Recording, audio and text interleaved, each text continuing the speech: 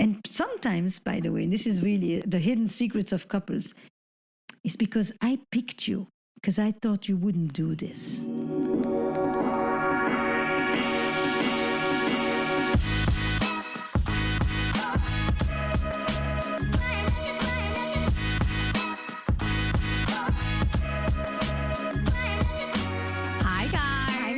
Welcome back to another episode of Girls Gotta Eat. Welcome back to the last episode of Cancer Season. Oh, guys, it's happening. We made it through. It's the world famous Matt Hasseltine's birthday today, July 19th. We got the whole fam taken care of for July. Wait, we have talked about Lee Hasseltine, Bill Greenberg, Matt. There's so many birthdays. Your birthday, my birthday. It's been birthdays all summer. Like, this is my third year doing the podcast. I know. Summer birthdays, Cancer Season. And then we have Cindy, just lone wolf.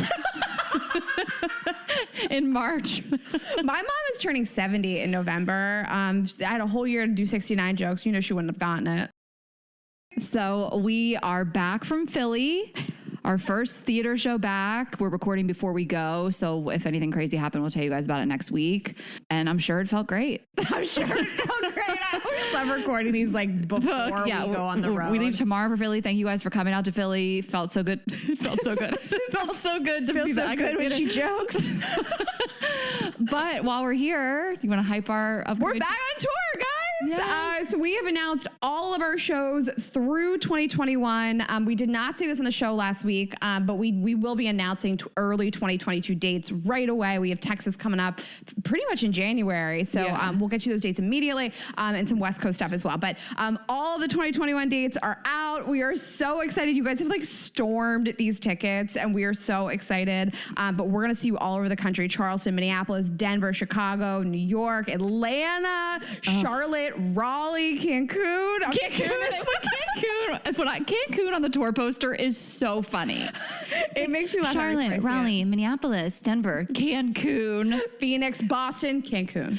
So let's just hype some of these cities. We are sold out in Minneapolis. Those bitches, you know how much we love the Minneapolis girls. Remember, those were the ones that begged us so long to come because we hadn't gone there yet. Yeah. And then they scooped those tickets up. So Minneapolis is sold out. Denver is probably sold out at this point. Denver went really quick. Boston's probably sold out 2 shows at the Wilbur Theater. Those bitches are crazy too. So there are tickets remaining to, at this point, probably Charlotte, Raleigh, our first time in Raleigh. We're so excited. We've never performed in Raleigh before. These bitches seem crazy in the tweets and the comments. Can't wait to see all them. Atlanta, my dream to play at the Tabernacle. You guys, the opening act, you're going to lose your goddamn minds. Do not sleep on the tickets to Atlanta. We just, all the shows are being incredible, but you know, I lived there for 10 years. It's like a second home to me. So Atlanta, Charleston. And listen, I'm going to just tell you guys now, last year at the Charleston show, I fucked the security guard and then I dated him for like 6 months. But listen, guys, he doesn't work there anymore because he's a scuba diving instructor. Also have a boyfriend now. But maybe I'll just text him and be like, listen, if you're in town, just come do this. Oh my God, just venue. like one night only. Just one night only. Rayna's ex is doing security. That's so funny. But I can't hype the security at the Charleston venue enough. Maybe there'll be new hot guys. The Charleston show last year was wild. That's how we ended the tour. So obviously come to that. And then we have Phoenix. Okay, we have an epic guest coming in Phoenix. This girl that wrote one of the best emails. She's coming in Phoenix. Can't wait to meet her in person, see her in person. Chicago Theater, say no more. New York, the Beacon, Cancun, and then am I missing any? Boston. Boston, we love you. Honestly, so there are some tickets left for the Thursday show, and there's here and there will be. By the way, guys, when you go to the website on Ticketmaster or whatever, there will be single seats left. People ask us all the time, "Can I come to your show solo?" Yes, 100%. Girls come all the time by themselves. You can post, and we'll repost you if you're like, "I'm coming solo. I'm looking for a friend." We'll repost you. People can reach out to you.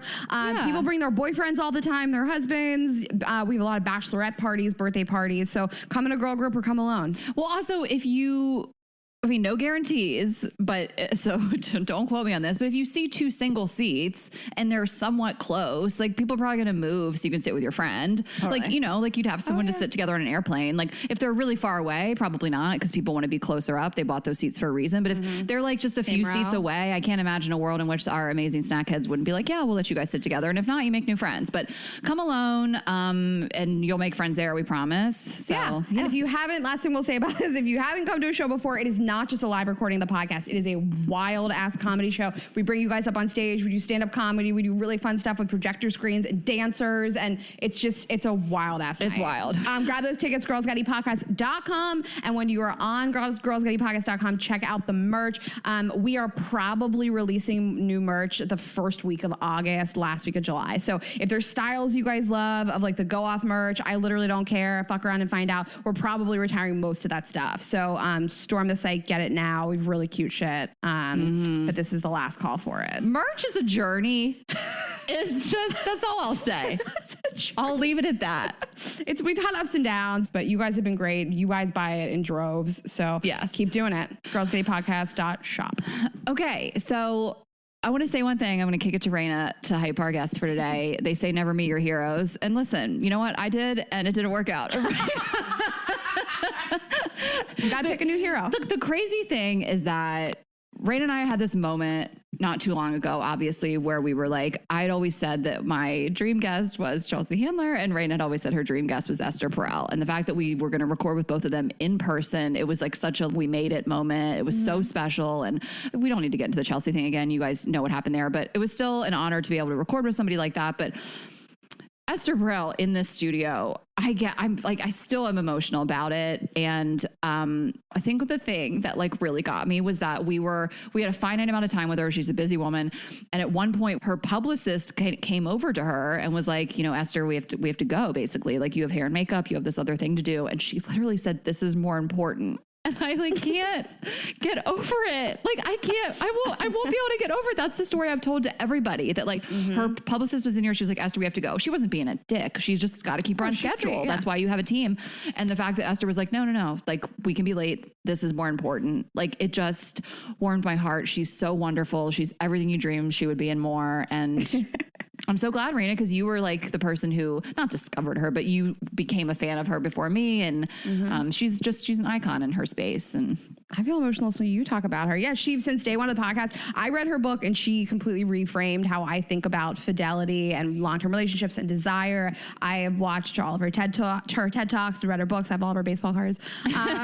And she really means a lot to me. And we were persistent. I mean, this is somebody who I worked really hard for 3.5 years to get on the show. And you and I constantly messaged she's a huge team, all of her publicists, any assistants, anybody I could get a hold of, like their email addresses. I just kept pushing, and like they kept saying she's busy. She has like a lot of stuff she does and works on, and she also doesn't live in New York full time. So they were always really kind, but it was like, thank you, but not now. And it's like, I hate to like get emotional about like following your dreams, but like I never gave up on this. This is what I wanted. I was singularly focused on having her. And I feel really honored to have done it. I feel like it's an amazing milestone for me in our podcast that like we are worthy of having an interview like that now. You know, I'm talking about her like she's like Barack Obama. She is one of my favorite guests we've ever had. I think the stuff she's going to say to you guys today is really prolific and different. It will reframe how you guys think about relationships. And it was really special to me. And I think that like, I'm honored that we were like worthy of this, because I think that we both did like a really great job with the interview, and I'm proud of it. I'm proud of what you guys are going to hear.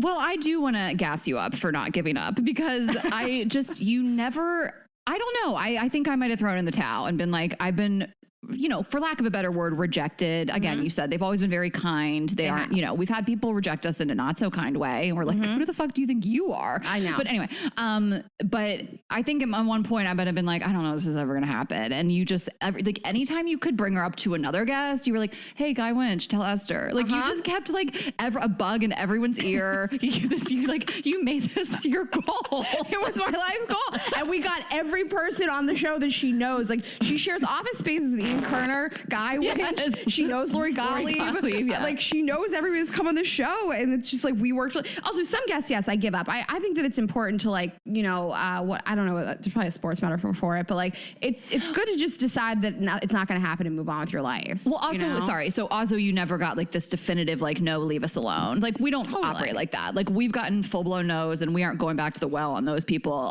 You know, it's a very funny thing. I was with Hannah last night because Hannah and I do comedy together at the Stand almost every night. And she was like, she saw Hannah Des been on the show. They're engaged two comedians, and Des said to her, he's a big fan of Esther, and he said, Hannah, did you see that the Girls Gotta Eat girls had Esther on? They know what's up, because I guess Hannah wasn't too familiar with her work. And I said, you tell Des, it took us 3 years. I said, this wasn't like some willy-nilly, let's get Esther on the show. It took us years, Hannah, so it better, you can't just have her on right away. You have to work for it. And if Hannah gets her on, I'll be pissed. No, it was just funny that Des was like, they know what's up. And I'm like, it took some work. Okay, so I have a running list. We always do. I book the guests. Ashley and I collaborate on everything, of course, but I book the guests. So I have a running list of everybody we're considering as a guest in my phone at all times. And in my notebook. Esther's the only person that's been on every page always for 3.5 years of let's get this person on the show. So we did it, guys. I'm sorry for ever doubting you. I was like, Rayna, give it up. We walked out of the studio and Ashley's like, you really could choose your dream. And I was like, I know, like I got a boyfriend and I interviewed Esther Perel. Like I can quit the podcast now. What if Rayna, she drops the mic and walks out right now? I'm like, so it's a solo show now. It's just me and Azul. Azul just whines and people love it. Rayna gets so pissed. We changed the neon sign to Girl Gotta Eat. Actually, that S would be easy to chop off. People are like, no, don't do it, girl. I did it. I did it. Okay. Well, while we're just having this emotional moment, I want to read an email. Okay. So, Rayna stays on top of the emails more than I do, but this one came in late night and I was like, I might get her on this one. If it's after 11, you guys. It was 11:04. That is so funny you said that. Okay. I just love this so much. And I just think this was like, whatever. The way she listened to our show, I found to be like very unique. So I'm just going to read this. This is from a girl named Carly. And she said, hi, Rayna, Ashley, and Azul. Yes, I don't know how to spell his name yet, but details below. 2 years ago, I was out to dinner with a best friend and she mentioned your podcast. Instead of going to the exact episode she was referencing, which was the one where we talked about texting someone the lyrics to the song Shallow. So her friend was like, there's this funny thing, go listen to it. I started them from the beginning. This is where you will think I'm crazy. I have not followed anything on social media or ever gone to your website. I told myself I wanted to fully catch up before I got spoilers through social media. It was a wonderful experience living in the moment of each and every episode, including hearing about the weather, even though it was over a year ago. I have never seen Dewey. Like she didn't know anything. And she was just like listening like it was in real time. I've only seen the one photo of you both laughing with champagne bottles and the podcast logo. And I only have merch because my boyfriend bought me some for my birthday. So when the pandemic hit, I got serious. I crushed so many episodes over the past year. You were the sound in my short 15-minute commute to work and my definitely longer than my commute showers. Although my 20s have been uneventful dating-wise, my friend group has heard on multiple occasions, well, the podcast I listen to says, here, let me look up the episode you should listen to. The gaslighting episode taught me a new word and convinced me to gaslight my boyfriend into thinking I threw out his hideous Crocs. I loved every minute of it. That's not quite the definition, but go off. Ashley, I was crying for you in the shower because I swore you were not going to make it to Australia to see the koalas before the pandemic hit. It was a nail biter. I love the women you have become over the past years listening to you, so please don't think I'm weird as I deep dive and stalk all your old social media pictures. I try to keep this as short as possible, but it has been a crazy journey and I feel like I'm allowed one email. So happy you were headed back out on tour. I can't wait to drag my boyfriend out to one. Girl, like the fact, how the self-control to not, I couldn't do it. You know me. To not go to our Instagrams, to be like, I don't know what this dog looks like to just be like, I want to stay in the moment and not have any spoilers. Like, I just found that so heartwarming. And then it's so funny because earlier in the night, I had seen someone go crazy on my Instagram and like 3 thumb scrolls up, this girl had liked every photo of Dewey from like 2014. Like she went so hard. She knocked on the window. Yeah, she tapped the window. She smashed through the window. She took a chainsaw to the door. She smashed through 2014 with pictures of Dewey. But anyway, that like warmed my heart. I love that she was like, you're going to think I'm crazy. And it was just like such a special thing that she was like, I'm not, I want to stay in the moment with these girls. Like, well, that's why it's so special. I mean, how many of us ever live in the moment? How many of us ever choose to be present? I mean, I certainly don't so rarely, I have to remind myself, be present, don't like skip ahead, things like that, and that's really beautiful. And just in general, I mean, I'm always honored by all of your messages, and Ashley and I just, every time we meet one of you, like the first thought in both of our heads is like, that's the coolest girl. That's like the funniest girl. I met some girl on the way here this morning and she just was like so cool and fun. And I was like, that's why we do this, I know. Just to like hear emails like this and to see how excited people get. And I've really missed like being on stage and seeing you guys laugh. And we just miss being with you guys in a room. And sometimes it feels like shouting into the void, during COVID, because you're like, does anybody hear this? I mean, we listen to the podcast. We look at the podcast numbers, we know. But to see you guys is really special, and to hear this stuff is really special. So we read all your emails. Keep sending them. Yeah. I love that one. So I'm glad you didn't get to see it. I could just surprise you with it. Yeah, I love guys. If you email after 11, I'm not gonna read it. I'm gonna get in there. Okay, you have a story for me. It made me laugh so hard. Okay. So you and I just got back from the Hamptons, and I brought Kane out for the week, and we had this is not about us fighting, but we had our first real couple fight. What? After I left? Right after you left. We're fine now. Was it about me? No, it just was about... The way you said that was not... No. It just in general, when you're getting to know somebody in the beginning of a relationship, you start to see how they socialize and when they need alone time and when they need to be quiet, not bothered. And, we're still getting to know each other. I mean, I've known him since January, February, but I'm still learning about him. And so I think it was just a lot of being in a new, he's been in New York for a long time. He doesn't live here. Mm-hmm. And then I take him to a new town he's never been into with all these people he's never met. As you mentioned, they're your friends and not mine. Someone got mad about that. But because they thought I was saying, Rayna, these people like me more than you. They're literally my friend group. I don't know them. They're not, they were kind of strangers to you. Yes. And absolute strangers to Kane, which is why it was relevant to the story. But a girl felt I need to send an email, but it's okay. She was personally triggered. Yes. Anyway, by me saying that I have friends that aren't right. Yeah, she was a little triggered by it, and I think that she just misread what Ashley was saying. What Ashley meant was that it's nice that Kane can fit in amongst all these people that I don't even know. Right. It's 2 degrees of separation. Right. That this is Ashley's friend group. This isn't even, you know what I mean? So he comes in just foreign. Yeah. So everybody leaves. Him and I had a night by ourselves at the house, but everybody had left. And I think that he was just being really quiet, and I thought he'd been a little bit quiet throughout the trip. And I said something that wasn't very nice about it. And he kind of snapped at me, and then we had a fight the whole way out to Montauk. It was not a big deal. I actually don't mind his fighting style. I think we both stay really calm. I think we try to hear each other. I think we try to use I statements, whatever. I think it's healthy. But anyways, so we drove out to Montauk, which if you guys have been in East Hampton, it's about a half an hour out there, whatever. So we drive out there, and then we're just we just don't want to be around each other. We're just it's not a good vibe. And the weather. The weather was terrible. We were just in legitimate, what's the word? Weather depression. Yes, weather depression. And again, neither of us were just in a good place after this. It was totally fine. But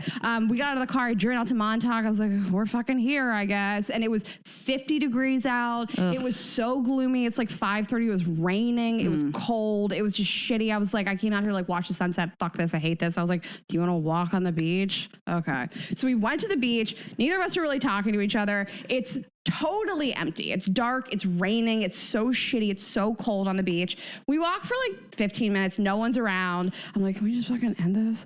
And this dog starts running towards us, this little yappy dog, and it's running circles around us. We're standing there, and the dog's and I see this couple in the distance. I'm like, can they get their fucking dog out of here? God damn it. And the couple gets closer, and this guy goes, oh, I'm so sorry about that. He starts talking to us. It's Liev Schreiber. What?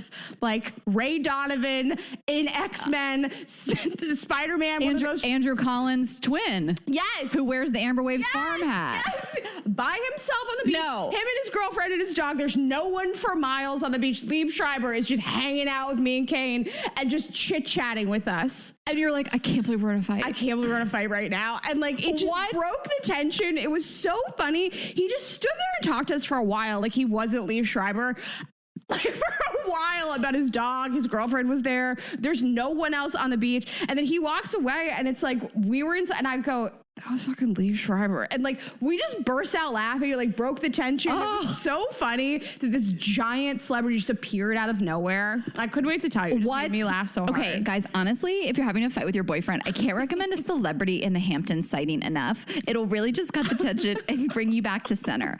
That is so crazy. Did he look like Andrew Collins in person? He was so hot. He is so hot. He looks exactly like Andrew Collins. Was he wearing an Amber Waves farm hat? And so was Kane. Kane was also wearing an everybody's wearing an Amber Waves farm hat. Kane's sick hat, dude. I forgot about that.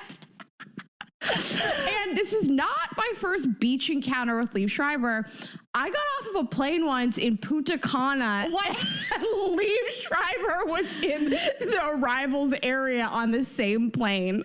Oh, this is my second beach encounter with Liev Schreiber. Oh my God. So then did it feel like it was a reset? It felt like a little bit like it was a reset. And also then we drove to the grocery store and we just like, we didn't, the rest of the story I wasn't even going to tell you, but yeah, it was like our first major fight. We were just kind of quiet and I was just like, all right, I'm just going to like leave him alone. We'll go grocery shopping. We went to the grocery store and he was like, what do you want to get? And I was like, I'm going to get my own thing. Like, I wouldn't even like go grocery shopping with him. By the time we got back to the house, we both kind of like calmed down. We were like, I don't want to fight with you. We like diffused it. And then it was like sweet and wonderful. And like, I'm not always going to love fighting with him, but like, I do feel like at least for our first fight, I felt like he heard me. I felt like it took him a little while to like validate how I was feeling. I tried to like validate how he was feeling. And then the way that I fight is different than him. Like when I'm upset about something, I like to say it immediately. I like to address it. And then I like to just get over it. And he doesn't. Like he needs like a little bit of time to kind of like recalibrate. And I'm not used to that. So, but it was fine. And I didn't feel disrespected. I felt heard and it was totally fine. Okay. And we had like a cute dinner. He made spaghetti.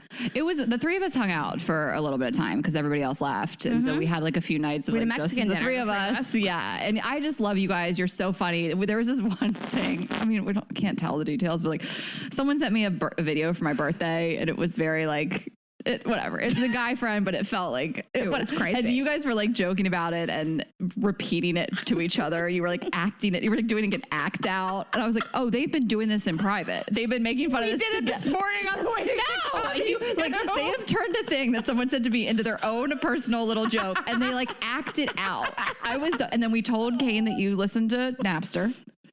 I revealed that Rayna does Napster, formerly known as Rhapsody. You guys don't know. I don't. Formerly known as Napster. I have Spotify. Kane lost his mind. He was like, "You're a monster." I thought I was going to piss myself. Yeah, Rayna has Spotify, but she just can't quit Napster. And he goes, why do you have a Napster icon on your phone? And I was like, oh my God, this is my moment. I was like, oh my God, he doesn't know. You were clutching the wall, holding your vagina, that you were going to pee your pants standing up against the wall. I should post that video. That is so funny. So yeah, that was we had a Mexican dinner, just the three of us. That was fun. Did you tell Andrew Collin about this sighting? No, I've not told anybody. His twin person. I've kept it to myself all these days. I didn't even realize, it's one of those moments you don't realize how funny it is until you're like, yeah, how did that even happen? I love that. Like, I want to think if I have a comparable story, and maybe we could like crowdsource listeners on like funny celeb thing. No, like the funny thing that broke the tension with your partner. Like, I know I have a story like this. I mean, I told the story of how I was fighting with my ex in a hotel room, and mid-fight, I slipped into a robe, and he was like, a week later, he's like, can we talk about how when you were screaming at me, you slipped into something more comfortable? Every time you say it, but it didn't fix the fight in that time. I just want to be clear, but that wouldn't fix it to me. I think we all have a moment like that where like something hysterical happens and you just both start like laughing and it like, I'm not saying it's an easy fix, but at least it breaks that tension. Yep. Because I know that feeling of like you're fighting, but you're like in the car together. Like it just is like, and for me, like in the past, it's just like I can't get over this. Like you know what I mean? It's just something has to give. I know. To stop being stubborn. I'm usually the one that stops, or not between him, but me and everybody. I'm always the one that's like, okay, can we like knock it off now? And it's like, not everybody recalibrates that as quickly as I do. Yeah. So like, I just want to talk about it and be done with it. Not everybody's like that. And in the beginning of a relationship, you're just learning somebody and you're learning how they fight. And, it takes a little bit of time, but thank God we have the celebrity sighting. Thank God Sabretooth from X-Men was on the beach. Oh my God. Okay, well, I will tell my Hampton story. I teased it last week. So this story, it's related to Sex Life, which is a show on Netflix we talked about last week. Rayna still hasn't seen it. Oh, really quickly, I also want to say about Sex Life, like, I was like jokingly said it was my favorite show. It's not, I mean, it's like, it's not this like icon of progressive sexuality. I know people are finding some problematic things about it. I thought the sex scenes were hot. I enjoyed watching it. I like the theme of it. It's just to be clear. Watch. Yeah, exactly. It wasn't like whatever. So I was like, I told you guys, I was like all turned on, all juiced up from watching the show. And I was on Hinge because I've kind of just been taking a break, but in the Hamptons, there's like less people. So it's like people are more likely to like match with you, talk to you, whatever, because there's not as many people out there. So I was on Hinge. I matched with this guy and I thought he was like pretty cute, and we kind of start chatting with him. He had a funny opener. So we start chatting within the app, and this was the day that we'd finished watching Sex Life. I was just like, what if I could just fuck this dude tonight? You know what I mean? Like I was just like feeling that, you just get in those moods. So we're matching the group. We all went to dinner at Moby's, and he and I were chatting a little bit. He was like, maybe I'll meet up with you later. He lives in Sag Harbor. So if you don't know the Hamptons, Sag Harbor and East Hampton are a good like 15, 20 minutes away. And the Ubers are not so easy to come by. Just some background information on the locale. They're all back roads and they're on the the locale. It's not like a East Village to West Village thing. So he's in Sag Harbor, but he's like, maybe I can meet you out. We go to this bar, then the bar was packed. So we go to another bar that they closed at like midnight. So we're chatting, and I told him I was like at this bar, but we were going to leave soon. He was like, will you be there long? I said, not sure. Apparently it's last call at this bar. And he said, well, how do we continue the party? And I said, we may continue the party at the house. So he was like, well, I don't want to invite myself over. I was like, well, I was low-key inviting you over, yada, yada. And he sends me this picture of him, and he's like watching golf in bed. And I said, that photo took a minute to load, and I thought it was a nude, which kind of was like prompting him, like, send me a sexy pic, which is so not me. But again, this show fucked me up. So he said, haha, negative. It's literally a view of the TV. I'm like, you fucking suck. And he said, when are you headed back to the house? Uber would probably take 40 minutes for me. I go, I got to be honest with you. I've been watching softcore porn all day. Like, I want to put it out there that like, I'm turned on, like, let's hang. You really made like, honestly, I was on a group chat with you that night and you just like did it. I just went for it. He goes, I'm not mad about it. Let me know if I should join you so I can try to find an Uber. And I go, yeah. And I just gave him the address. Okay. And then I said, bring your swim trunks because we have a hot tub. So then I'm like, tell me your last name. I'm looking him up. He seems legit. He looks really cute. I'm getting like so excited about it. Mm-hmm. And he was cute, by the way. And I'm like so amped up. Like everybody's like, this guy looks great. Like I looked up, he sent me, like I could see in his Instagram bio, like what his family does. Like whatever, it's not important. I really don't want to give it away. I'm not ever trying. I didn't tell him I have this podcast. So I'm planning on him like not listening. I never want to like, say mean things about somebody. So I'm keeping it as anonymous as I can. So he pulls up again, takes like 30, 40 minutes to get there. You got to wait for 15, 20 minutes for an Uber, then another 15, 20 minutes to get to East Hampton, and he walks up and I'm immediately like, no. He lied about his height by at least 2 inches. He said he was 6 feet, which, when they say 6 feet, there is such a slim chance they're actually 6 feet because they rounded up, but definitely rounded up from probably 5'9.5". And he was barely my height, and he was just kind of slight, and he just wasn't as cute as the pictures. Like, I don't know. I don't want to say I was catfish, but the pictures, he looked so hot. Also, by the way, like, we're not trying to like shame how people look, like whatever, like, but like if it's 12 o'clock at night and you just want to fuck the person you're booty calling. You better look like what you said. Yeah, I'm sorry. That's where you're You lied about your height. I'm not out here lying about my height, lying about my age, like whatever. So he comes up and I'm like, God damn it. And I'm like, fuck. And he comes in and it's okay. Everybody, the whole house is up. We're hanging out. We're playing like drinking games. We're hanging out, like 4 guys in the house, 3 girls other than me. And everybody's like, I can't believe this guy's over here. It's 1 o'clock in the morning. It's 1 a.m.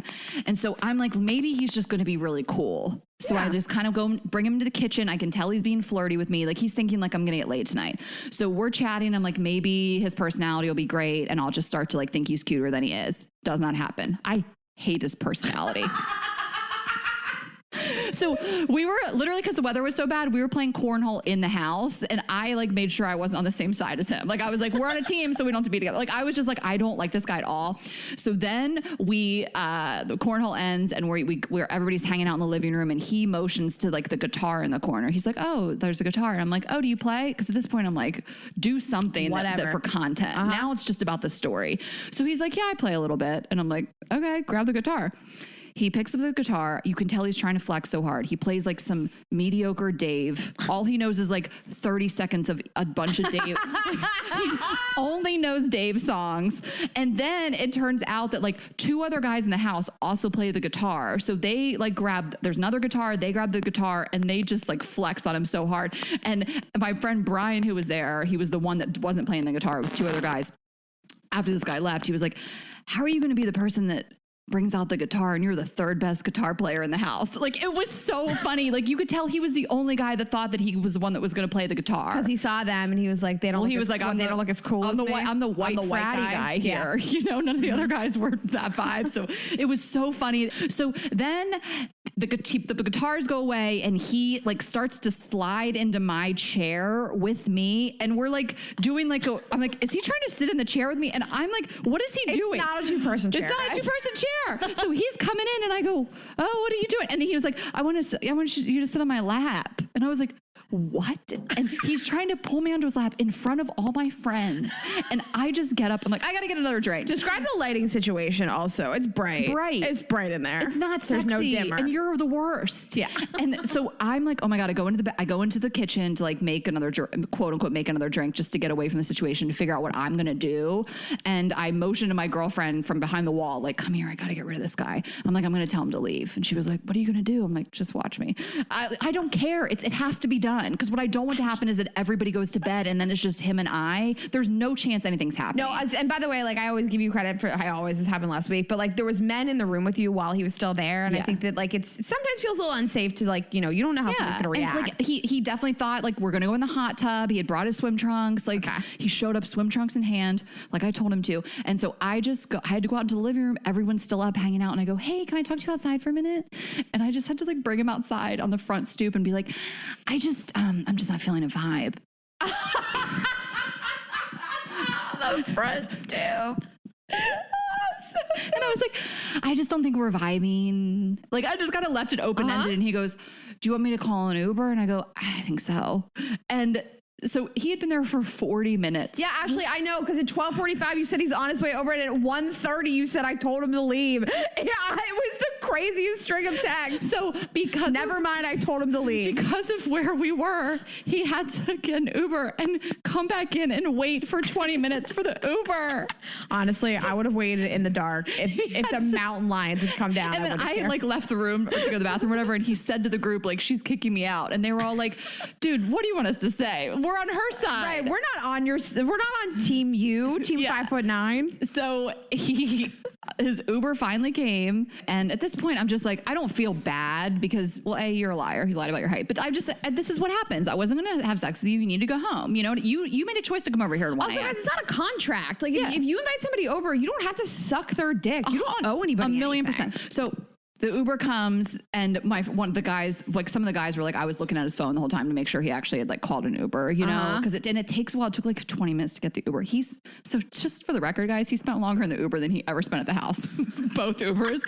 And I get up to kind of like, I don't know, just get up and show walk into the door, kinda, like whatever. So I get up from my chair, my one-person chair, and he's walking towards the door and he goes, you kicked me out. You can stay in your seat.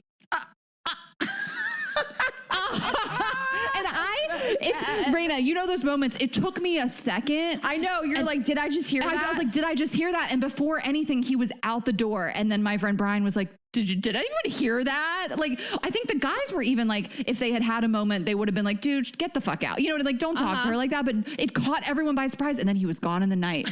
and he left his fucking dorky golf pullover. And then I woke up the next morning. Of course, he had unmatched me on Hinge, which is understandable. You know what I mean? Like, yeah, I'm sure he was embarrassed. It's like the middle of the night, whatever. But it's like, grow up. You're an adult man. You're probably almost 40. Well, I mean, in your case, he's probably like almost 22. And it's like, you probably have like had enough sex in your life. Like, you got to be rude to me about, I don't owe you a blowjob because you showed up. Well, that's the thing. It's like, you know, as a rule, like if you're going over to a girl's place, like hoping to get any action at 1 o'clock in the morning, you better not have lied about how you look. 100%. You know what? Otherwise, buyer beware. Thank you.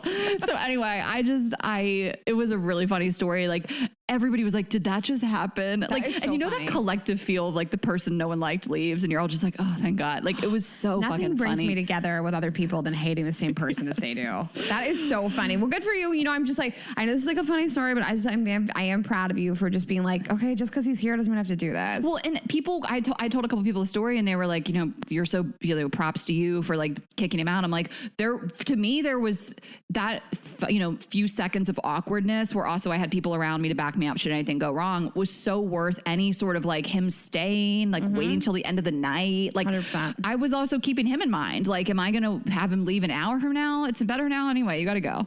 You got to go. Sorry. Well, good for you. I'm so proud of you. It is so funny. Oh my God. And honestly, like I would feel a little different telling the story if he didn't like shit all over you, but like he did. So. He was just, I didn't like his vibe. I said, listen, I'm going to be honest, guys.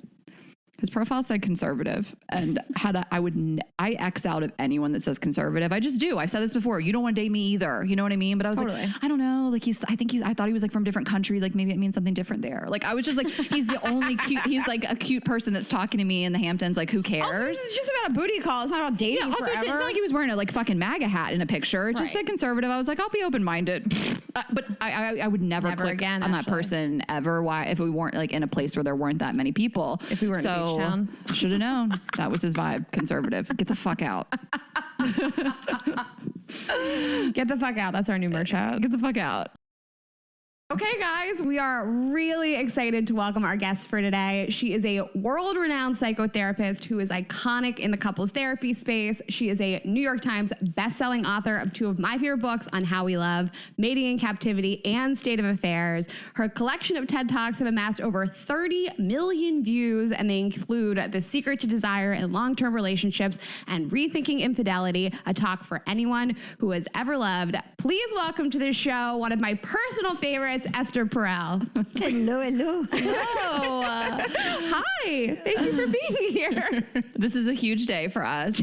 And we've had such a nice time chatting with you and talking to you, catching up on you. You just told us your TED Talks have amassed 30 million views. I was in Miami with my boyfriend and we were watching one of your TED Talks in the hotel room instead of going down to the beach. It was like good. Somebody I met this week and was saying, I'm driving. No, we were literally talking, and like 5 minutes into it, she says, I know this voice. I drive with you to Boston. I listen to the episodes of the podcast. Where should we begin? Are you that person?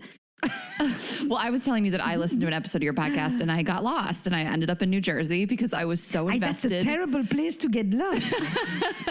Luckily, I was coming back to New York, but I just got so invested in this couple. And so I eventually just was like, I need to turn this off and wait till I get home and finish and wrap it up. But it's heavy and it's raw and it's incredible. Should we say what it is? The podcast? Yeah.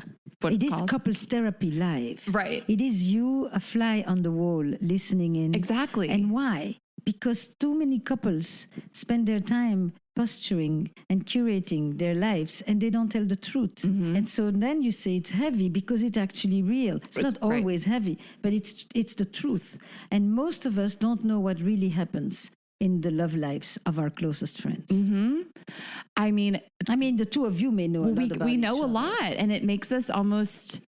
We ask each other sometimes, like, whose relationship do you really want? You know, like so many people want to be in a relationship so badly, and we're like, but we know, we almost know too much. You know, yes. It's the first thing people share with us. And you is why I shared some with you, which we're not going to share on the podcast today, but within 2 minutes of meeting you, I shared something very personal with you. And that's our experience as well. And we talk about that too. You know, you have this whole list of what you want from somebody in a relationship and this idea of this perfection. And like, I don't know anybody that gets to have that. You know, I think the goal is just to have most of the things you want with a person that you trust and that you love spending time with. Or you switch the focus from everything that you want in the other person to asking yourself, at least sometimes, who do you want to be? Mm-hmm. Not just who do you want to meet. Mm-hmm. What should they bring to the table? What do you want to bring to the table? I think that would balance the thing as well. We love that. Sometimes we think of someone that has this big list of what they want in a partner, but what's your list? That's right. Look like? That's right. Who are you being in this relationship? Yeah. Rayna, I'm going to let Rayna kind of take it away on this. You're, her dream guest. I'm so glad to have you here too, but you can kind of lead the combo. We don't have you all day. No, it's a real treat that I'm here. And honestly, I had no idea I was rejecting you. Well, your publicist did. She's here too. Oh no.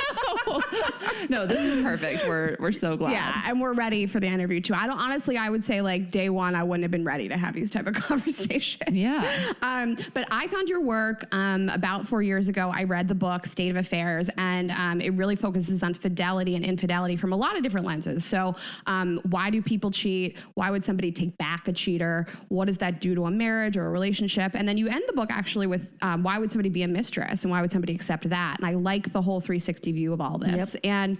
And so we'll talk about those things today and talk about fidelity and reframing how you think about it. But you wrote a couple things in the book that I wrote down that I thought were really profound, and it's a couple sentences. So I'll read you back to you. But you wrote, this extremely common human experience is so poorly understood. Adultery has existed since marriage was invented, and so too the prohibition against it. What are we to make of this time-honored taboo, universally forbidden and yet universally practiced? And I find that very moving because, yes, we think of this as the cardinal sin, cheating on someone or wanting to cheat on someone or saying, I want to be in an open relationship. But so many of us do these things or want to do these things or have the inclination towards it. So you sort of floated this idea of like, are our ideas of marriage wrong and what we should have in a relationship wrong? So I would love to talk about that stuff today. You know, if you add a tiny bit of history and also a broader cultural perspective, let's also say that for most of history, men have had the opportunity to cheat with impunity. And it often was also even justified in all kinds of evolutionary and biological terms. It's the women who were not allowed. There's always been a double standard. Mm-hmm. What has really changed is the meaning of infidelity, what it means in the context of romantic love. If romantic love is not that your father picks for you, because that's how it is. It's the father that picks for you in many places. And you get to choose. And you get to choose freely as you get a little older. And somebody chooses you. And not only do they choose you, but we have this idea of the one and only, you know, and you find your soulmate, supposedly. We can discuss that in a minute. Then, when the person cheats on you, it is the shattering of the grand ambition of love. It is the fact that you are not the one and only. It is the fact that you may be replaceable, and it just pierces you. So infidelity has always existed, but what it means has deeply changed. And when you had women who were economically dependent on men, then the cheating also meant an economic destitution, you know, so you had to stay. Once women became economically independent, and they can leave and they can sustain themselves, then it becomes the cardinal sin from which I'm not supposed to take you back. That question about taking back is a question that my grandmother never had the privilege of asking. She had no choice. Mm-hmm. Mm-hmm. Wow. We wanted to talk about, while we're here, like why it hurts so bad. And there's something about, even if there's a cheating situation, or even if someone just moves on after you have broken up, it like is the worst pain in the world. And I dealt with that. I think we've all dealt with that. And trying to figure out why, you know, like it, and it's, I think obviously that feeling of feeling replaceable, like you're not the only one, wondering, was this ever real? You know, am I lovable? Am I unlovable? So, you know, you say, Rayna, that I write this sentence, historically practiced, historically forbidden. I ask audiences, and this goes a moment before the why it hurts. You ask an audience, have you been affected by the experience of infidelity in your life? Either because your parent, one of your parents, was unfaithful, or fell in love with another person and went to live and make a new life with another person. Either because you yourself are the child of an illicit love. Either because you were the third person that completed the triangle. Either because you're the friend on whose shoulder somebody's been weeping for weeks, or because you are the friend that somebody has been confiding with, you know, in utter titillation and excitement and revelation. And 80% of every audience I'm standing with raises their hand. So it is not just a few bad apples. This experience is pervasive, it's systemic, it's intergenerational, it's secrets in the family, etc., etc. On the one-on-one question that you ask, why does it hurt when this is done to me? It's experienced as the most painful violation of trust. I thought we were in this together and you had my back and you would not put your interests ahead of mine. How could you be so selfish? Or it must be a confirmation that I'm not enough. I'm not good enough. Other people, this is what I've always thought, I'm unlovable. Nobody will stay with me. I'm destined to be abandoned. And here it is. Or, I mean, these are all, you know, soliloquies in our heads about why this is so painful. You fell in love with someone else, and I love you, and I miss you, and I ache for you. And how do I get you to come back? And you cannot force someone to love. Or I love you very much. I want you to have those experiences with somebody else because I am not able to satisfy you sexually, because I'm sick, because I have all kinds of disabilities that don't allow me to be sexual with you anymore. But I wish I could. It really hurts me that I cannot give you everything that we share together. So it's all of that. I thought I knew my life. And suddenly I realized that for the last 5 weeks to 5 years, there's a whole other story happening in the shadow of my life. Right. Where the hell is my head? All of that makes us feel like we go crazy when we learn. Actually crazy. Yeah. Like, those moments of like, I'm a crazy person. Yeah. But when you put it in those terms, it's overwhelming. All of those feelings. It is overwhelming. It is a very overwhelming experience. And more so when it is wrapped in this notion of, I thought I was the one. How could that happen to me? Or how could you do this to me? When I work in other parts of the world, I once was in Morocco with a group of young women that were working in a center together. And I gathered all of them. And I just said, in the US, the pressure is on the woman, especially I'm talking now men, woman, configurations, to leave the unfaithful man. And the girl just says to me, "Mais madame, if we had to chase away all the unfaithful men, all of Morocco would be divorced." Right. She just said, this is systemic here. This is not just an issue of a relationship with its issues. And I think that is an important thing, is to not think that this only happens because there are issues inside of you or between us, and that by definition, infidelity is a symptom of relationships gone awry. Infidelity has always been a systemic issue of power that existed alongside marriage, and especially when marriage was not a love affair. When marriage was not about love, but it was about companionship and economic support and family life, people went outside of marriage to seek love. But once love entered marriage, and now you betrayed me, then it became this painful experience that we are describing.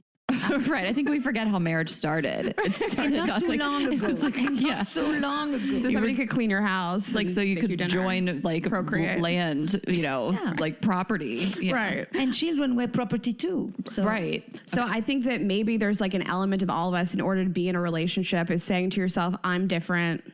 This not will gonna be happen to different. me. Yeah. And I don't think any of us starts a relationship thinking I will fall out of love or I won't sexually be attracted to you. And, Ashley and I have friends that have shared with us and just people in general that they're happy in their relationship, but it's sexless, or that they have great sexual chemistry, but they're not really in love with their partner. We've seen every version of that. But I think to get into the relationship, you have to say to yourself, it's going to be different. We are different. So if everybody's doing it, but no one wants it to happen to them, are all of our ideas of what a relationship should be wrong? No, our ideas are not wrong. But we have a model that says, what has happened? We wanted marriage for economic support, companionship, children, social status. Now we also want a best friend and a trusted confidant and a passionate lover to boot. And now we have the third level, which is I want the person who's going to help me become the best version of myself. It's a lot. And we live twice as long. It's not realistic. It's what we all want, and it's what we get in the beginning of a relationship. We think. Yeah, Rayna and I have that. Just minus the sex. We don't fuck each other. But I think that we have the beginning of in the relationship. I'm at the very beginning of a relationship. This thing that you just said is very important. You don't have these issues with each other. And many people sit in my office and say, I don't have this with anybody else. And I tell them, I believe you. The only two relationships that have a resonance with each other is the one that you had with your parents or your caregivers and the one that you have with your romantic partner. Right. You're a different. I'm a different person in my relationship with Ashley. It doesn't evoke the same kind of issues. You don't spend your time with her wondering, am I lovable? Am I desirable? Will she leave me? Will she really care about me? Will she stand by me? Is every closeness relationship bound to hurt me? And I'm just waiting for that shoe to drop. You don't. You love her, you care for her, you work with her, and you're free from that angst. Yeah. Okay. Absolutely. That angst actually may come out only when you date, only when you deal with partners, male partners, female partners, doesn't matter. It's the romantic piece of it that then brings up all what you had and what you didn't have growing up, that you're not trying to complement in your friendship. Some people do, but that's not what happens here. Right. So it's unrealistic even to compare, but yeah, I love that. That's so true.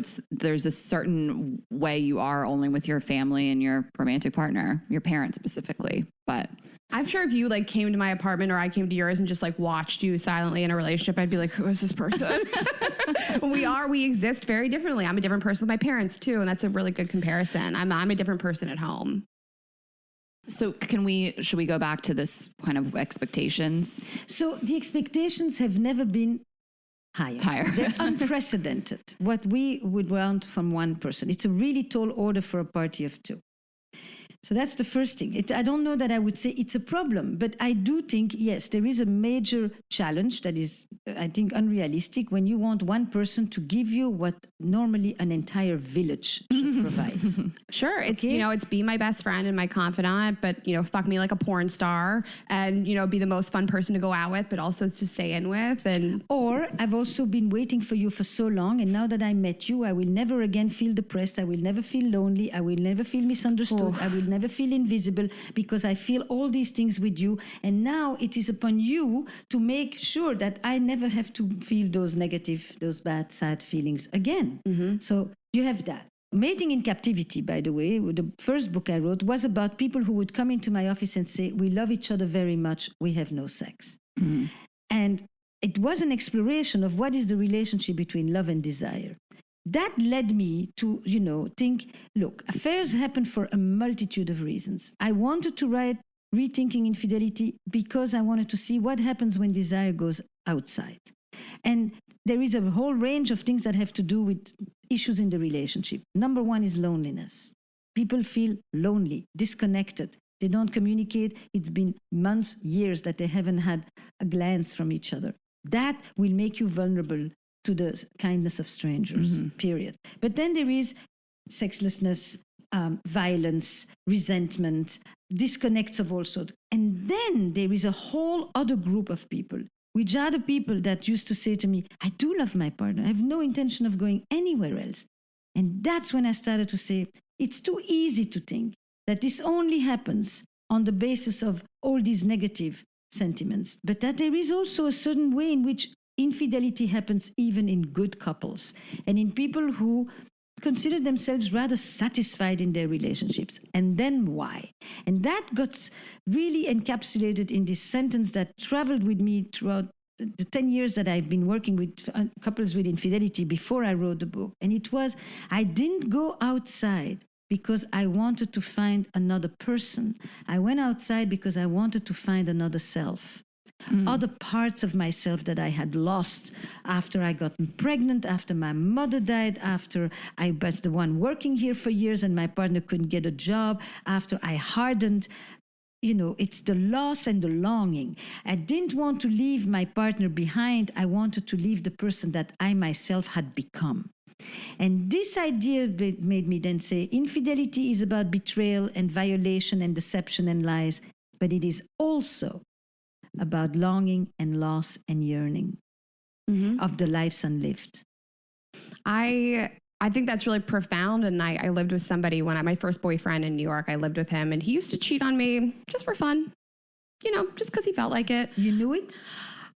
I felt like he was always sort of like a step outside of the relationship. I felt like I can't put my finger on why he doesn't feel like 100% a partner, but I felt like between the two of us, we had sex every day, we had fun together, we had a nice life, we did a lot of really fun things. He just felt like fucking other people. He didn't want to not be with me. He just felt like lying to me and sleeping with other people because I think, like you said, outside of the relationship, he was a different person.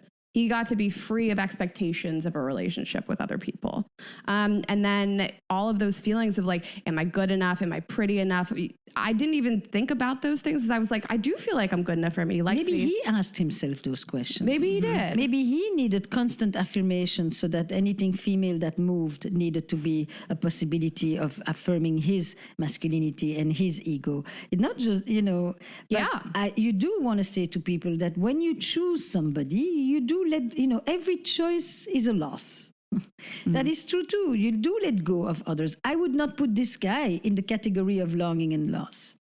Because you are new together, you are physical with each other every day, and yet there is a sense in which he doesn't want any restriction.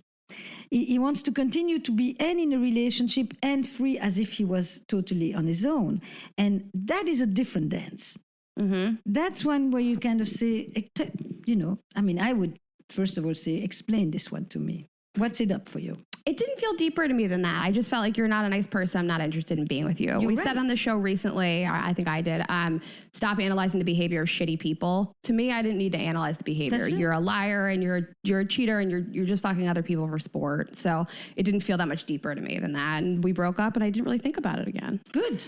I think we've all been touched by infidelity, like you said. And do you see couples come back from it and end up healthier on the other side? I mean, obviously there's work that needs to be done there, but I typically would divide it in three outcomes. I used to see people, if they come to me rather than the lawyer, they generally want to discuss something. Mm-hmm. They at least want to consider the possibility of staying together. What are they going to do with it? Is it salvageable? What is this about? Mm-hmm. My first thing is to say, let's explore the meaning of this. Mm-hmm. It's the meaning of it that will tell you if the couple has a life afterwards and what kind of life. Absolutely. Not the data, the facts. Did you do it standing, sleeping, right. That kind of stuff, that the sordid details that people want to mine for that don't really help you understand what does this infidelity say about this relationship and do to this relationship.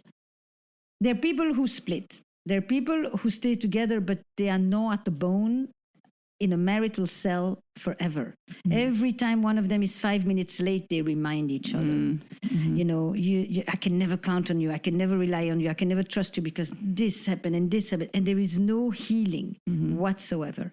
Then there are people who say this was a terrible crisis. We have a bigger life to live. We have family, we have kids, we have careers, we have parents, we have extended family. We put this aside and they never talk about it again. Mm-hmm. And then you have people who say, what is the message in the bottle?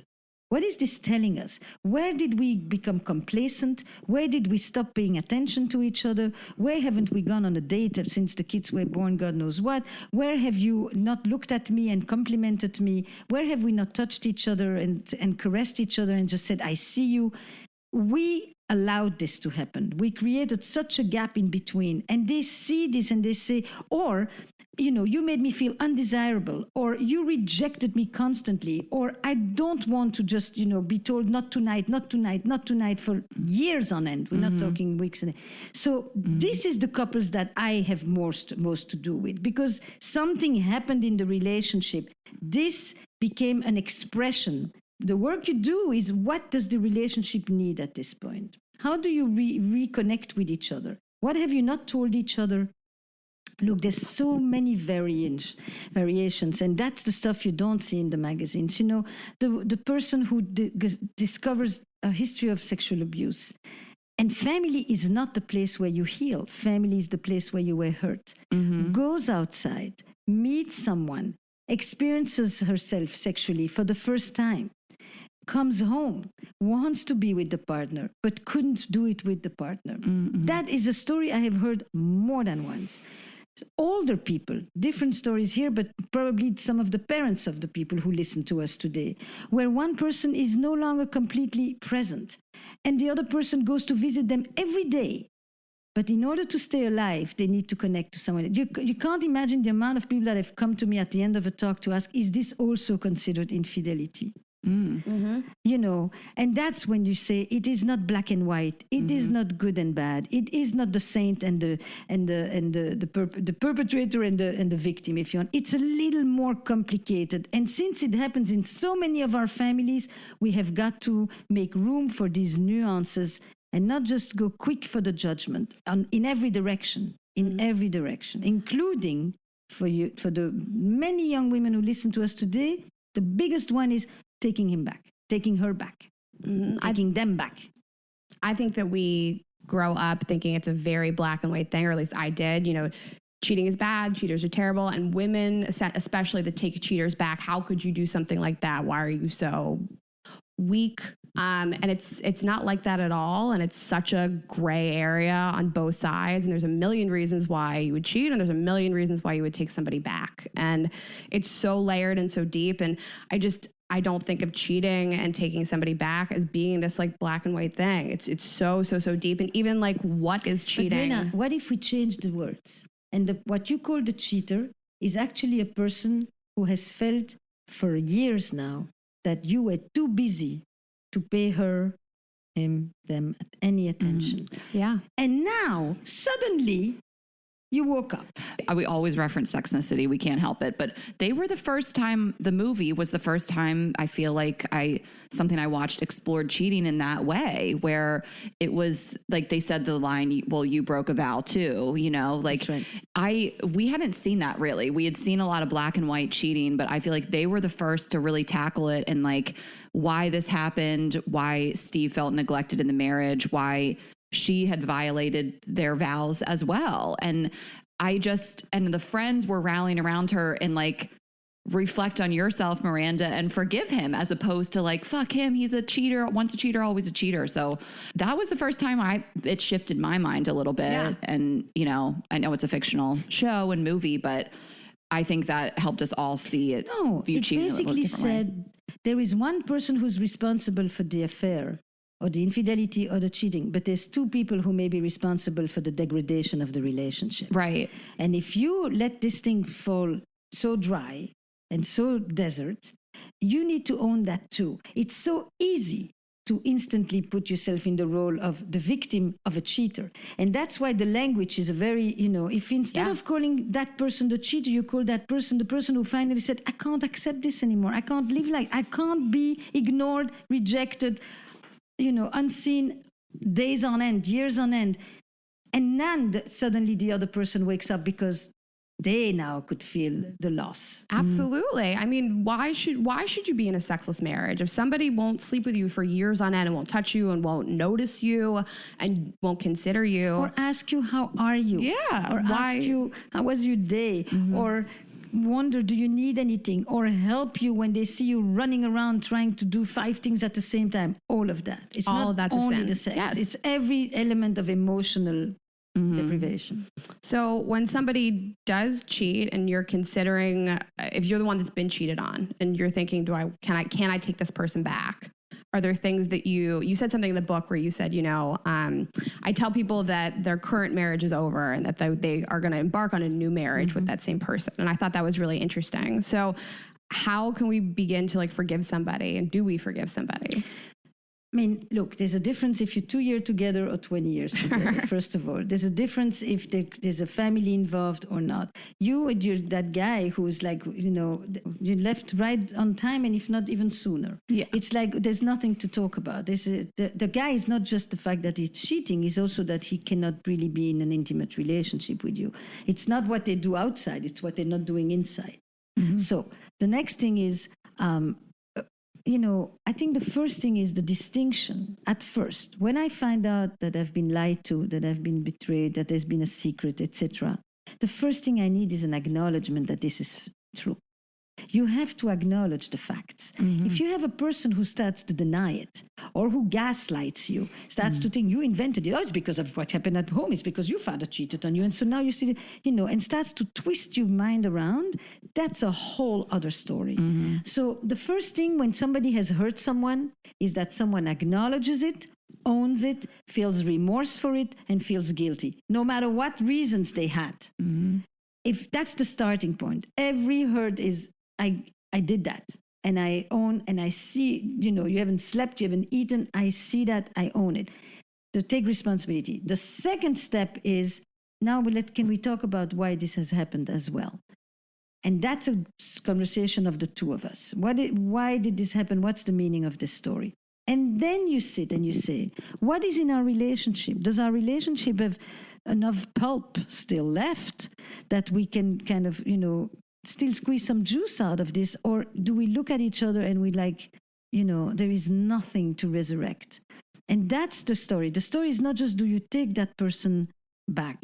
It's not how is that partner to you? For example, I've seen stories, I mean, it's while the guy, in this case, it's a man, has a relationship for about 2 years or so with another woman, he's taking care of her dying mother. He's taking care of her alcoholic brother. I mean, he is the caregiver.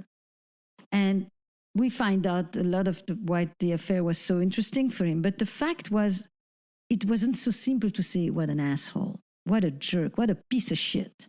Because you've got different things happening all at the same time. And I think when people manage to still hold on to the good parts of the person, there is a relationship that can be resurrected. When all they see is just this, it's very hard.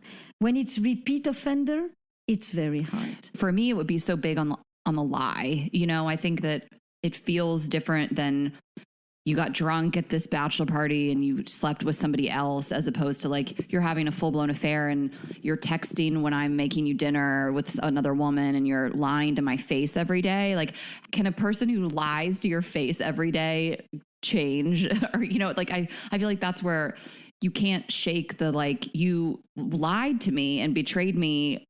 That's who you are as a person. I guess that's how my mind would work. And like, I've always said this, it would feel so different than having another full blown relationship, as opposed to like, you slept with somebody, while we weren't doing great when you were out of town.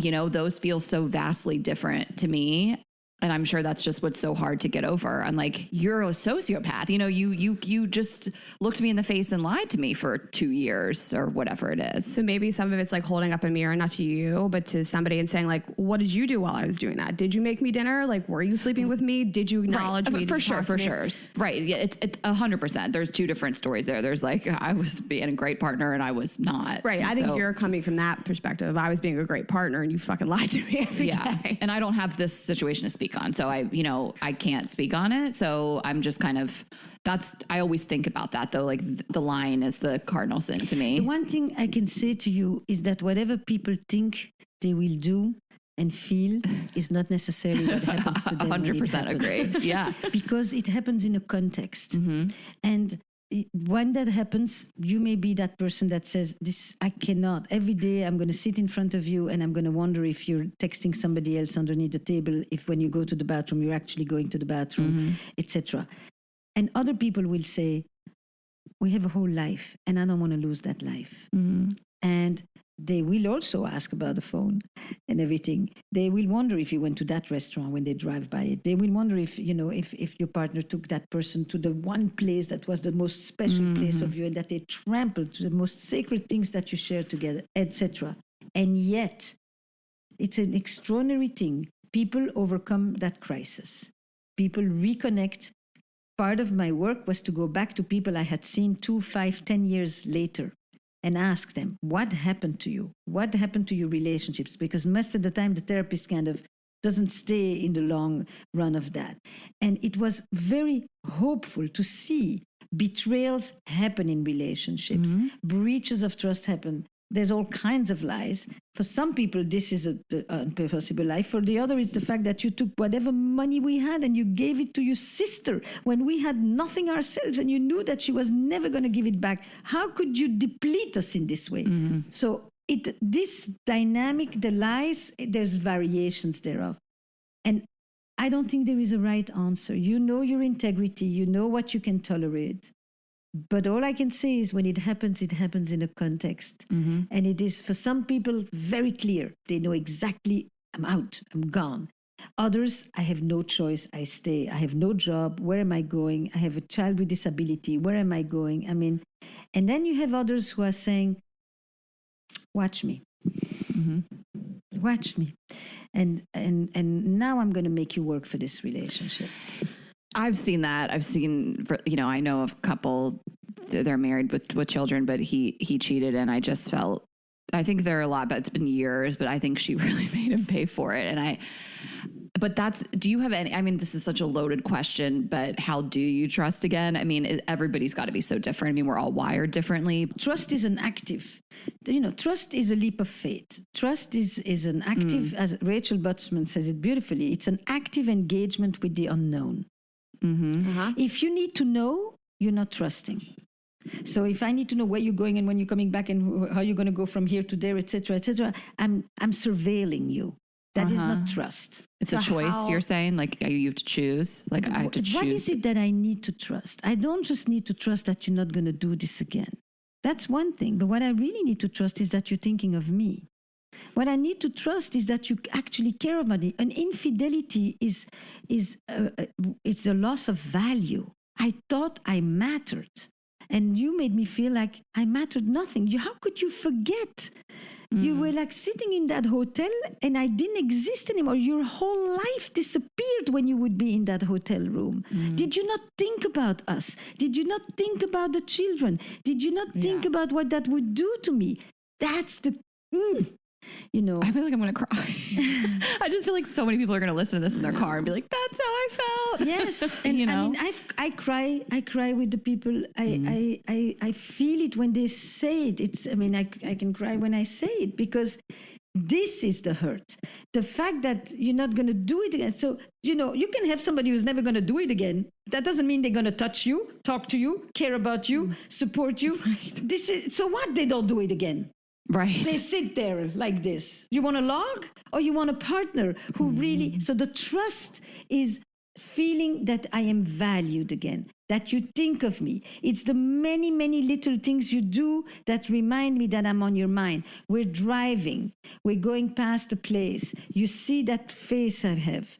I don't have to ask you. And you say, no, I didn't come here. And then my nervous system relaxes. I know, you know that I know that you know. You know that I think, and you go ahead of me. And I call that to be the vigilante of the relationship. You know, where you care about the relationship and you're making sure to protect the relationship. And that's an active job for a long time. I give it 2 years.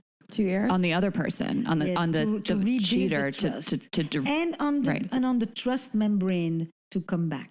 I love that you said that. It's not just I was the person who was cheated on. I have to forgive you. It's that you have to help me trust you again. And I'll tell you another part about the trust. There's another big one that I want, because you were saying, you know, I can imagine listening to this and people listening. When this happens and my whole relationship, my whole reality, is fractured. Like I can't think, is this real? Is the ground I stand on real? Is what I thought we had what we had? Is where we were there? Were we really there? Or were you somewhere? And I ask you questions and I ask you questions. And often we ask it a multitude of times because we're trying to piece back the reality. It's unbearable to the person who has to answer, no, I didn't. I've told you already. And then I say to the person who did go outside, I say, look, your partner isn't doing this to annoy you. Your partner is doing this because they just can't keep reality in their hand. It's falling through their fingers. And so the mind makes them repeat it again and again and again. If you can answer not from a place of, you know, it's been 6 months and you know, that kind of thing. But just simply you say, you're having an attack again, right? You're getting that thing again. And you just answer. That builds trust. Okay. And I'm sure that's a little bit more black and white, but what do you say to a person that says, I've been cheated on and I love my partner and I can't let it go. I can't stop bringing this up. Every time we drive past this hotel, this restaurant, every time they're 5 minutes late, like I really want to be with him. I can't let it go. I'm so angry. There's a lot of things you say. The first thing is, I mean, this is not in order here, but one is, tell me more about the anger. Is this just vis-a-vis him or her? Is this the first time? Do you have a history with this? Did this happen in your family? What fuels that level of anger? Is it because you have a partner who has never truly apologized and owned it? There is that. That is often one of the main things that maintains the anger on the other side, is that on some fundamental level, I don't really feel like you get it. Right. You apologize, but it's like you still feel entitled to it type thing. You know, so it's what fuels it, what holds it alive like that. But I have had situations where a person has done all the right things and the partner still can't let go. And sometimes, by the way, this is really a big piece of the hidden secrets of couples, is because I picked you because I thought you wouldn't do this. I keep making the sound like I feel like I'm Michael Barbaro in the Daily. I'm like, yeah, sorry, I'm going to take it down a notch. Everything's just so profound. Sorry, keep going, Esther. I derailed you. You know that thing? It's like, I didn't marry the guy or choose the guy or choose the woman that I really wanted to be with. It could be two men having the same conversation. For sure. Of course. Yeah. We want to. I chose you because I thought you were the safe choice. And you betrayed the private deal I made with myself. When you pick a partner, you often also have a deal that you make with yourself. And what sometimes makes it very hard for some people to forgive is actually less about what you did to me as about how mad I am at myself that I misjudged. And there's a narcissistic piece in that. And so you have people who have done everything, 3-4 years of all the making amends necessary. And at some point they say that person is not letting the relationship be rebuilt and they end up leaving. Yeah.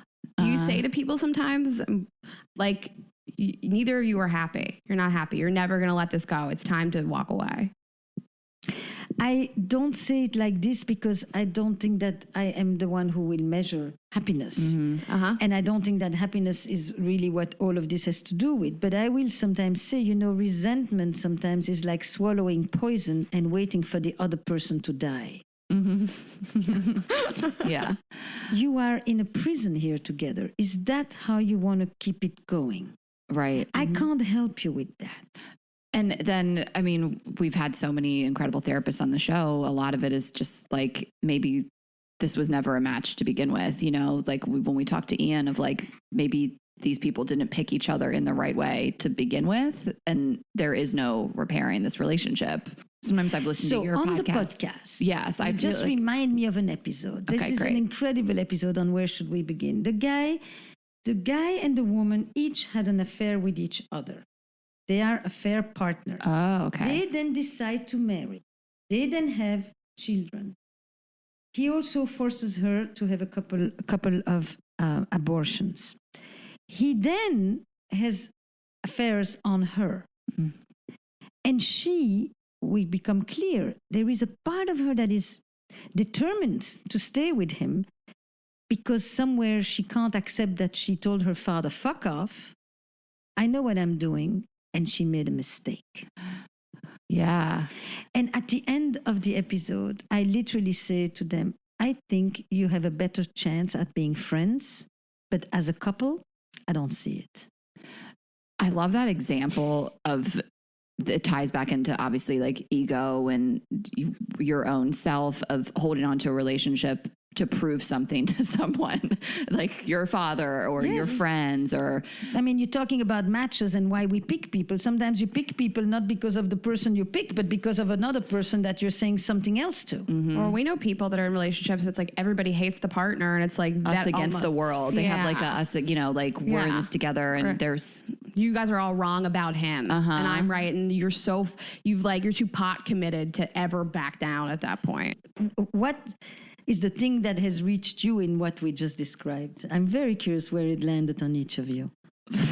Probably you beat yourself up because you thought this person was different and you made a decision. So, I mean, Rayna knows this about me. Like, I'm just part of myself. And so when I feel like I made a mistake or I feel like I didn't do something right, that's really... You would be more angry at yourself than at the partner who betrays you. Right. I mean, I guess...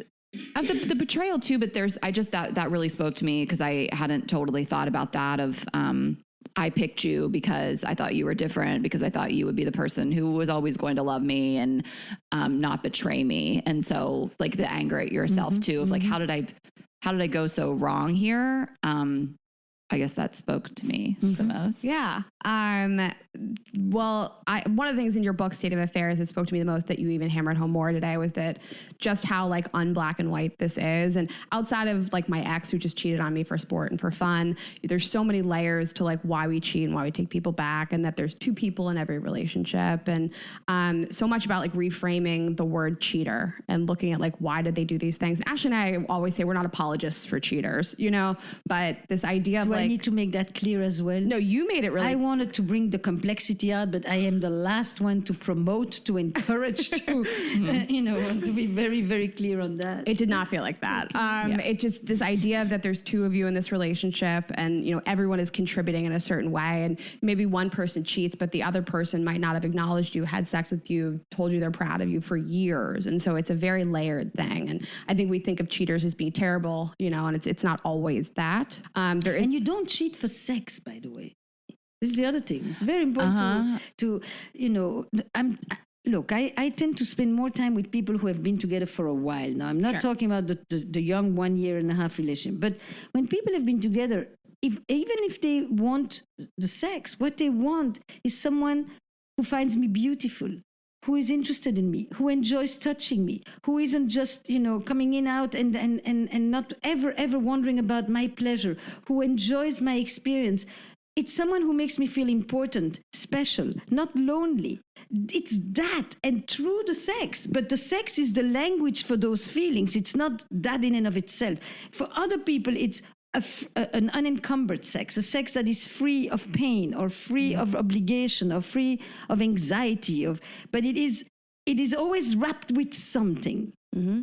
Your guy, his issue is that he has zero regard for other people. That guy will use as a model. Go grow up and then come back and have a relationship. Right. Yeah. And we say that sometimes too. Like we do have a lot of younger listeners, and sometimes it's the simple answer is that you guys are 21. You know what I mean? So no one's ready for commitment. I did want to. But you can be ready for love at 21. Oh, for sure. I didn't mean to say that. Yeah, but sometimes it can just be as simple as that. Of this person needs to grow up. Just because they cheated when they were 19 or 20. I cheated when I was 18 or 19 years old. I'm not once a cheater, always a cheater. But I want to just, we don't have you much longer, but you brought up this thing, and I don't know if there's a short answer to this, but Rayna and I have discussed this so many times, and just what we talked about at the beginning of the quote unquote unrealistic expectations, wanting all this from a partner. Is that just kind of self-talk and internal work and discussions with ourselves, and that isn't really realistic? I mean, how do you combat that? Because it isn't realistic. It's a cultural thing. So you can't address big cultural things just alone. We have moved from talking about our partners as best friends, which to me was always strange. Thank you, Esther. Go off. People have best friends. Today, I'm marrying my best friend. My best friend is right here. She's like, what? Yes, you have best friends. Your partner is your partner. But I understood that there was a cultural shift. I didn't come from that. But now it becomes I'm marrying my soulmate. And for most of history, a soulmate, and the one and only, that was God. It wasn't a person. This notion that a person will become the place where you're going to experience ecstasy and wholeness and meaning and transcendence, stuff that people looked for in the realm of the divine, now becomes romantic love. So this is where we are. And I just want, first of all, this is a model. This is not true. This hasn't always been this way. And this is not this way a few borders further. Just we get that. Now, from that point on, understand something. Have best friends. Have a community. What sustains a couple is the people around it, as much as the people and what happens between them. Have good relationships with other people who are meaningful, to whom you can talk about things that you can't always talk to with your partner, because that's how it is. And if you have those people and you don't just use them to complain about your partner, but to amplify, to complete the relationship, and especially for the dudes, because they're the ones who lose their friends more than the girls. Yep. And they become isolated. And their girls are the woman is the primary person, the minister of social affairs, basically, that connects them. Two men, different dynamic on that one. But stay in touch with your close friends from before. I ask so many people, how often do you see your friends and alone? Not always as a couple. Alone. Yeah. Mm-hmm. You have relationships with these people, some of them from college, some of them from school, from way back when. Keep that. It's very, very important. That's the beginning, because that's an easy thing to do. And don't think that if your partner wants to go see somebody, it means you're not enough. Mm-hmm. Once you go with you're not enough, I should be everything for you, you have swallowed the model whole, and the model will eat you up alive. I love that. And I'll say one last thing. My parents have been married for 40 years. We really think they're like the anomaly. And their secret, when people ask, is that they have separate lives outside of each other and so many other relationships outside of each other. And they're just apart doing their own things. And what is the knot that they have as well? Because that is a model that I value very much. Well, they're together a lot too. I mean, we have our family. We're a really close family. They do travel together and they enjoy the same things. That's right. But so they have separate. Yeah, they have a Venn diagram in which there's a strong core and then big circles of individuality. And those often are relationships that sustain. But sustain is one thing. 40 years is nice, but longevity is not the only marker of success. It's that they're alive. They're the best. They're alive. What you want in a relationship is energy and aliveness. You don't just want it to not be dead. They're alive. They are just the best. Like That's right. Well, it's what we've hammered home on this show for 3.5 years, and you've hammered home for us also, which is just to have a life that you're excited about outside your partner, and your partner will complement those things. And that's a great place to start. If you measure that and you say there's something missing in my relationship, and every time you go somewhere else, it's because you think it's missing, you're doing yourself a real disservice. So a lot of I'm doing couples therapy almost 40 years. I know it's about helping people reconnect with the sources of meaning and joy that are important in their lives, that are away from the partner, so that when you come back, you've got something to tell, you've got energy to bring into the relationship. Otherwise, people sit there with each other. If you've sat in restaurants, we watch those couples all the time. That's all I do. I will sit in a restaurant with Ashley and just be like, look at that couple, look at that couple. And they don't have anything to talk about because they didn't do anything outside of each other. Right. You know? Right. Absolutely. Okay. And then I watch them at lunch, and I see, when we used to still have lunch and meetings and stuff, and you would see people sitting across each other, well-dressed and alive and energized and engaged with each other. And I always would ask myself, and which one of them is here with their partner? Very few. Oh, shit. And then, This feels like a good time to tell people where to find your podcast, your books. EstherPerel.com. The podcasts, estherperel.com/podcast, Spotify, or anywhere where you listen to your podcasts.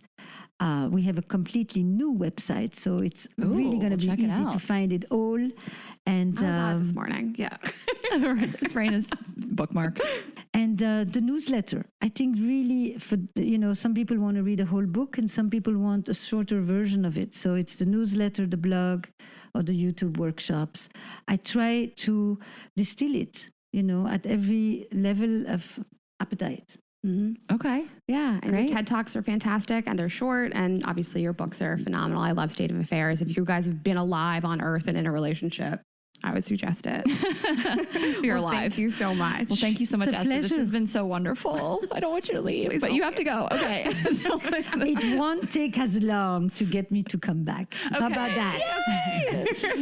Well, thank you again, Esther. And you guys know where to find us, girlsgotteatpodcast.com. Hit the website, see if we're coming to your city, grab tickets. We're so excited to be back on tour and come see all you guys. Follow us on Instagram, Girls Gotta Eat Podcast. I'm Ash Hess on Instagram. Rayna is Rayna.Greenberg, girls_gotta eat on Twitter, and youtube.com/girls gotta eat. And we'll see you next week. Thanks, guys. Have a good week. Bye.